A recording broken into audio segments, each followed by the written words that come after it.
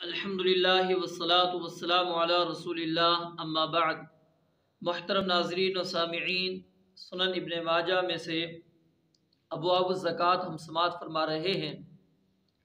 अबवाब ज़कात का उन्वान नंबर 27, बाबु मन तहिल्लु लहु सदक़ा, किस शख्स के लिए ज़कात लेना जायज़ है। पीछे 26 नंबर उन्वान हमने सुना था कि सवाल करना किस शख्स के लिए दुरुस्त नहीं है, यानी जो शख्स मालदार है वो शख्स सवाल नहीं कर सकता, जो शख्स तंदुरुस्त है वो सवाल नहीं कर सकता, जो बंदा माजूर नहीं है वो शख्स सवाल नहीं कर सकता, उनके लिए सवाल करना जायज़ नहीं है, सदका हलाल नहीं। अब सवाल ये पैदा होता है, तो फिर क्या कोई ऐसे अफराद भी हैं कि जिनके लिए सदका हलाल है, जायज़ है कि वो ज़कात वसूल कर सकते हैं। इस उन्वान के तहत इमाम साहब ने एक ही रिवायत नकल की है, हदीस नंबर 1841। सैयदना अबू सईद खुदरी रज़ी अल्लाह तआला अन्हु से रिवायत है कि नबी अलैहिस्सलातु वस्सलाम ने फरमाया, 5 अफराद के अलावा किसी अमीर आदमी के लिए, 5 अफराद के अलावा किसी अमीर आदमी के लिए सदका और ज़कात का खाना हलाल नहीं। नंबर 1, सदका वसूल करने वाला यानी सरकारी मुलाजिम जो होता है, आमिल। नंबर 2, अल्लाह की राह में जंग करने वाला यानी मुजाहिद फी सबीलिल्लाह।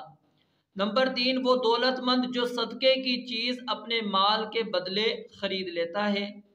नंबर 4, कि किसी फ़कीर को सदका दिया गया और उसने वो किसी गनी को तोहफे के तौर पर दे दिया। और नंबर 5, दिवालिया हो गया, मक़रूज़ हो गया। तो ये 5 अफराद हैं जिनके लिए अल्लाह के नबी अलैहिस्सलाम ने फरमाया कि सदका उनके लिए हलाल है, यानी ज़कात उनको दी जा सकती है। इस्लामी हुकूमत की तरफ से जिन अफराद को ज़कात वसूल करने के लिए मुकर्रर किया जाता है, जिसको आमिलीन कहा जाता है, अब उन आमिलीन को उनकी मेहनत का हक़ देना ये जायज़ है। अब वो हक़ आप कहाँ से देंगे? ज़कात ही में से देंगे।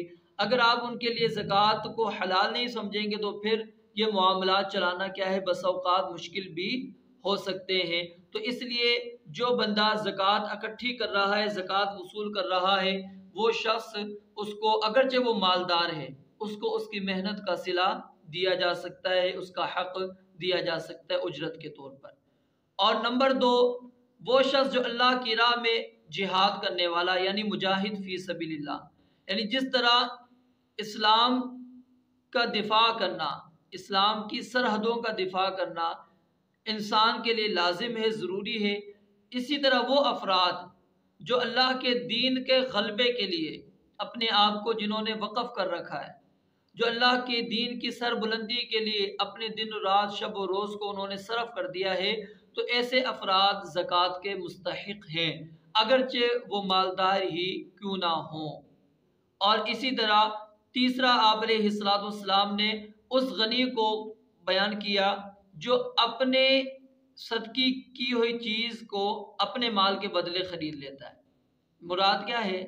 एक तो इसकी एक सूरत ये है कि इंसान ने किसी को कोई चीज़ दी ज़कात के तौर पर, अब जब ज़कात के तौर पर उसने वो चीज़ दी थी, वो इंतहाई अच्छी थी, बेहतर थी, लेकिन बाद में वो काबिल इस्तेमाल नहीं रही या फिर उसके अंदर कमज़ोरी आ चुकी है, वो चीज़ अच्छी क्वालिटी के अंदर मौजूद नहीं।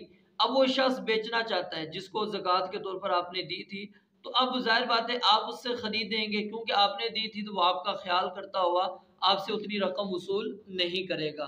तो इस सूरत के अंदर नबी अलैहिस्सलाम ने क्या है, इसको हलाल नहीं समझा। आप अलैहिस्सलाम ने फरमाया कि नहीं, इस सूरत के अंदर उसको नहीं खरीदनी चाहिए। हाँ, अगर किसी और ने ज़कात दी थी, वो माल सदक़े का है, आपने नहीं दिया, तो आप वो रकम से ख़रीदते हैं, तो आपके लिए वो हलाल है।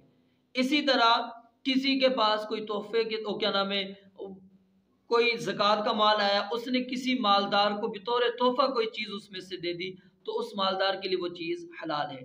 या फिर जो बंदा दिवालिया हो जाए, दिवालिया से मुराद क्या है कि एक तो गारिम के अल्फाज यहाँ पर, गारिम से मुराद ऐसा शख्स जिसके ऊपर चट्टी पड़ चुकी हो, यानी किसी की जिम्मेदारी उसने कबूल कर ली थी कि अगर ये आपको कर्ज नहीं देता मैं अदा करूँगा, ये जी आपकी ज़मीन आप इसको दे दें, अगर ये ज़मीन आपको ये इसका ठेका नहीं देगा मैं दूंगा, फलां चीज़ है ये।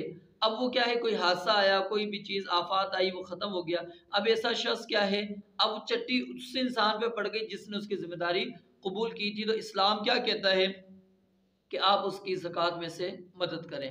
تو یہ 5 یعنی صورتیں ہیں جس کے اندر مالدار کے لیے، صحت مند انسان کے لیے، تندرست انسان کے لیے جو معذور نہ ہو اس کے لیے صدقہ حلال ہوتا ہے، زکوٰۃ حلال ہوتی ہے۔